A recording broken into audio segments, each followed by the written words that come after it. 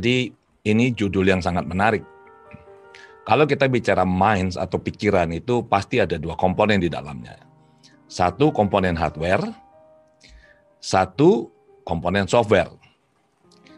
Yang dimaksud dengan komponen hardware ini apa? Hardware ini adalah otaknya kita. Dan manusia ini luar biasanya adalah pada saat kita lahir ya, suku bangsa apapun, kita langsung lahir dengan 86 miliar sel otak atau neuron. Ini adalah hasil penelitian dari Hercules Housel dan kawan-kawan ya. Begitu lahir langsung punya 86 miliar sel neuron. Dan ini sesuatu yang sangat luar biasa. Adalah potensi yang sangat-sangat hebat. Ada tetapinya. Otak ini sebagai hardware, dia butuh software atau program pikiran untuk bisa menjalankan semua kemampuan yang dimiliki pada titik optimal. Jadi di sini sangat perlu diperhatikan supaya seseorang itu bisa berkembang pemikirannya, itu dia butuh bahasa. Dan bahasa di sini harus adalah bahasa ibunya. Dan ini sejalan dengan yang diungkap oleh Vygotsky. Vygotsky ini dengan sangat gamblang mengatakan bahwa kemampuan abstraksi itu adalah kemampuan berpikir pada level yang sangat tinggi ya. Jadi kemampuan abstraksi atau berpikir manusia itu ditentukan oleh kecakapannya berbahasa. Jadi semua ini ditentukan oleh kemampuan berbahasa. Nah, seringkali ditemukan ada anak-anak yang waktu kecil itu karena orang tuanya kurang memberikan stimulasi bahasa pada anak ini atau karena stimulasi bahasanya tidak tepat, sehingga kemampuan atau kecakapan berbahasanya itu tidak maksimal. Nah, ini pasti akan mengganggu kemampuan berpikirnya. Apabila kita berbicara mengenai pikiran, kita mengenal ada dua pikiran. Yang pertama adalah pikiran sadar, dan yang satu lagi pikiran bawah sadar. Nah, pikiran sadar ini mengendalikan kita 1-5%, sementara pikiran bawah sadar mengendalikan kita antara 95-99%. Mengapa pikiran bawah sadar ini bisa begitu kuat, begitu hebat pengaruhnya terhadap diri kita? Karena dia beroperasi di bawah kesadarannya kita. Jadi dia bekerja, tapi kita tidak menyadari keberadaan dia. Sehingga pengaruhnya atau dampaknya terhadap hidup itu begitu luar biasa. Pikiran sadar memiliki fungsi-fungsi yang spesifik ya, yaitu fungsi identifikasi informasi. Jadi kalau ada sesuatu kita terima dari indera kita, kita punya 6 indera ya teman-teman ya. Jadi dari mata, kemudian dari telinga, dari indera pembau, pengecap, kemudian taktil dari kulit, kemudian juga dari pikiran ya. Jadi kita bisa mengidentifikasi informasi ini. Nah, informasi ini tentu saja identifikasinya adalah dengan cara membandingkan dengan data yang sudah ada di database kita di memori jangka panjang ya. Identifikasi, membandingkan, melakukan analisis, kemudian berpikir rasional dan membuat keputusan. Banyak orang berkata bahwa kita bisa berpikir rasional. Saya beritahu sangat sulit teman-teman.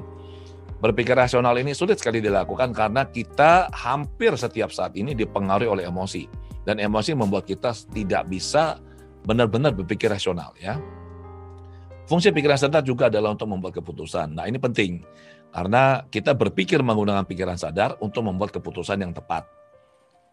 Selanjutnya, fungsi pikiran bawah sadar adalah tempatnya belief dan value, kepercayaan, hal-hal yang penting bagi kita. Kemudian kebiasaan-kebiasaan. Kita punya 3 kebiasaan ya. Kebiasaan yang baik, kebiasaan yang buruk, dan kebiasaan yang sifatnya repetitif.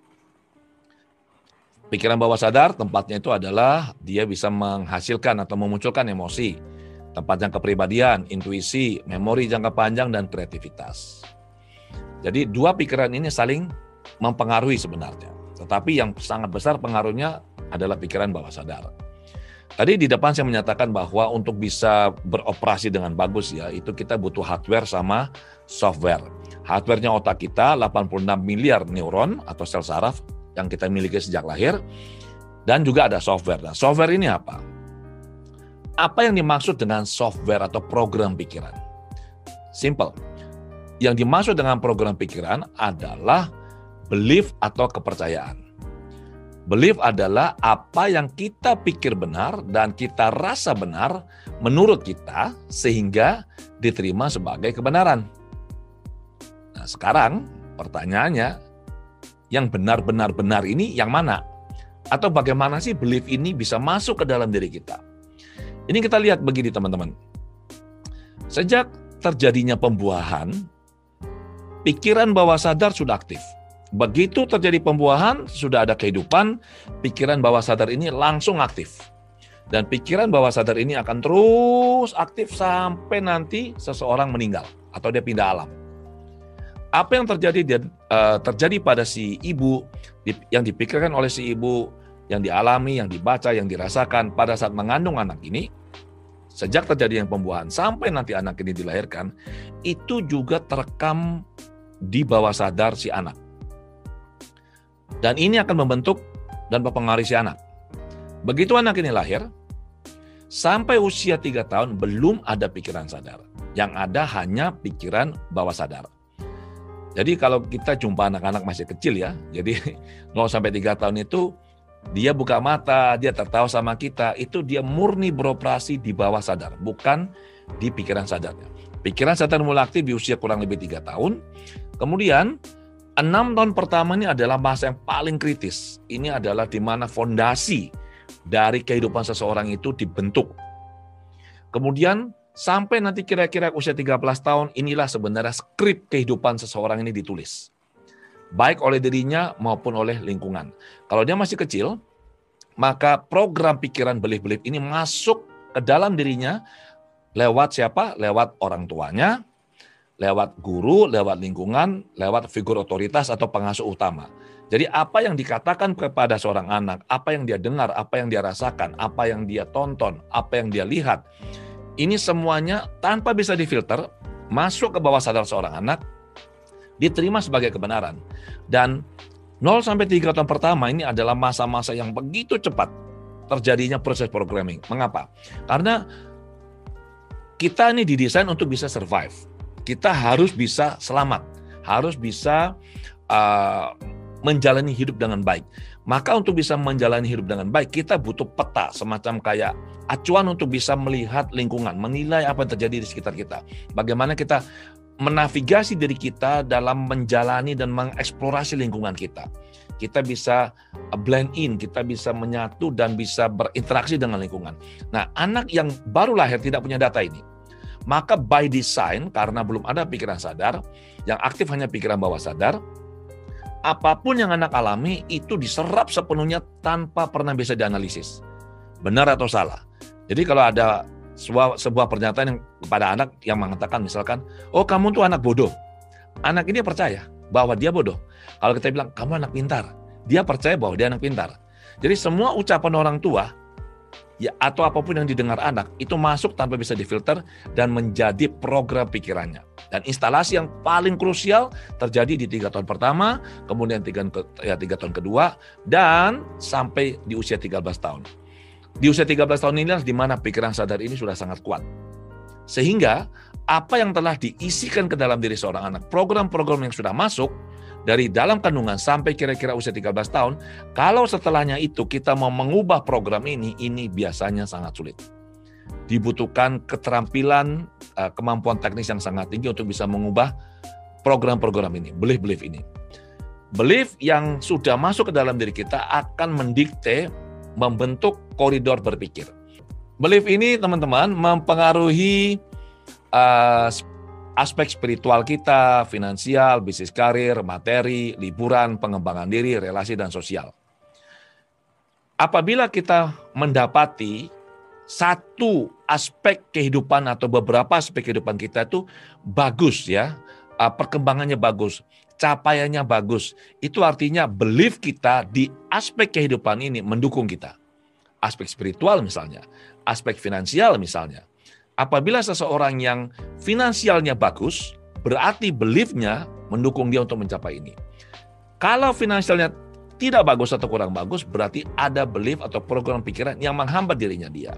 Dan manusia ini kita berusaha untuk bisa balance ya. Di 8 aspek ini kita berusaha untuk bisa balance.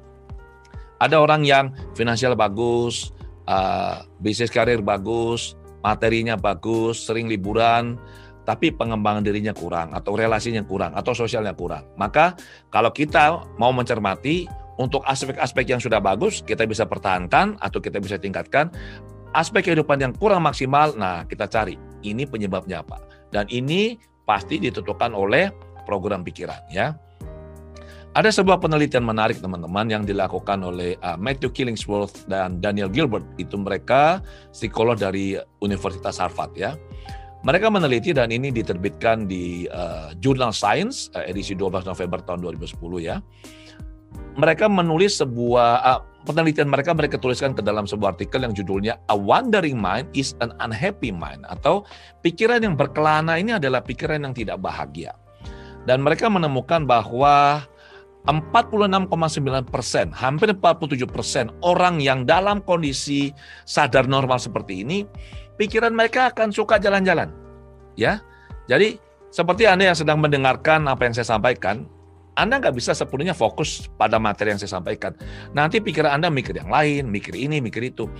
Dan ini sesuatu yang normal. Jadi defaultnya kita manusia, berdasarkan penelitian ini, hampir 47% itu pikiran kita sukanya keluyuran, sukanya jalan-jalan. Dan ini bukan kondisi yang bagus sebenarnya, ya.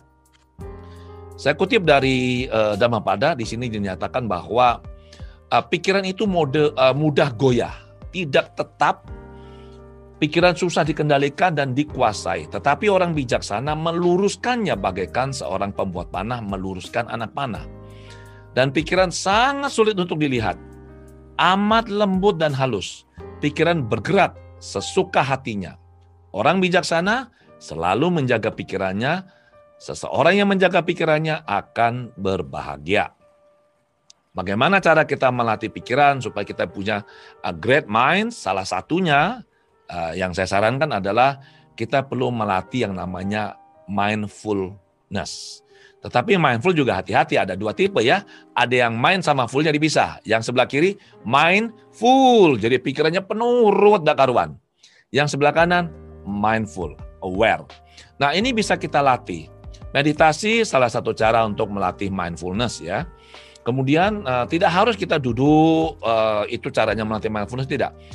Yang penting adalah kita belajar untuk selalu aware atau waspada. Kita bisa mengamati gerak pikiran, apa yang mau kita lakukan. Dan ini sangat bagus kalau kita terbiasa melakukan ini. Mengapa? Karena pikiran bawah sadar, program-program itu bekerja, itu di bawah sadarnya kita. Dan biasanya kita hanya bisa merasakan dalam bentuk kayak ada dorongan. Misalkan, saya lagi kepingin beli sesuatu. Kalau kita mindful, yang sebelah kanan, ya, bukan yang sebelah kiri, yang mindful, maka begitu dorongan ini muncul, kita langsung bisa nangkap. Nah, ayo, kamu mau beli apa ini? Jadi seperti ada pengamat yang bisa melihat gerak pikiran kita. Sayangnya teman-teman, saya mengamati, ya, zaman sekarang ini dengan kemajuan teknologi ini, anak-anak muda ini banyak yang tidak terlatih untuk bisa mindful yang sebelah kanan ini, ya. Mereka lebih mindful. Mau contoh? Lihat kalau anak kecil, kalau lagi makan di restoran atau di depot atau di mana, ya, kalau saya ngajak keluarga, saya suka mengamati orang-orang yang makan di sekeliling saya, ya. Biasanya ada bawa anak-anak. Yang sering kali mereka lakukan, dan ini tanpa sadar mereka programkan ke dalam diri anak, yaitu anak ini mulai kecil dibuat mindful, pikiran mereka tuh selalu penuh. Mereka nggak bisa fokus. Contohnya apa? Anak kalau makan itu dikasih nonton video, sehingga dia tidak fokus pada apa yang dia lakukan, ya. Dan banyak juga anak-anak sekarang, termasuk orang dewasa, termasuk kita pada umumnya, yaitu kalau lagi makan itu nggak fokus makan, tapi sambil nonton film atau lihat-lihat chat atau lihat-lihat Instagram atau Facebook, seperti itu. Kita belajar tidak mindful tanpa kita sadari. Nah, ini perlu kita kembalikan, perlu kita luruskan. Ada orang yang mengatakan bahwa kemampuan melakukan multitasking itu adalah hal yang baik. Saya bilang dalam situasi tertentu itu oke lah. Itu kalau kita butuh kerja cepat untuk menyelesaikan banyak hal sekaligus, itu kita bisa multitasking, ya. Tapi sebenarnya yang paling bagus itu adalah kita belajar monotasking. Nah, monotasking inilah yang disebut dengan mindful. Kita melakukan sesuatu itu pada satu saat, kita sadari, one at a time.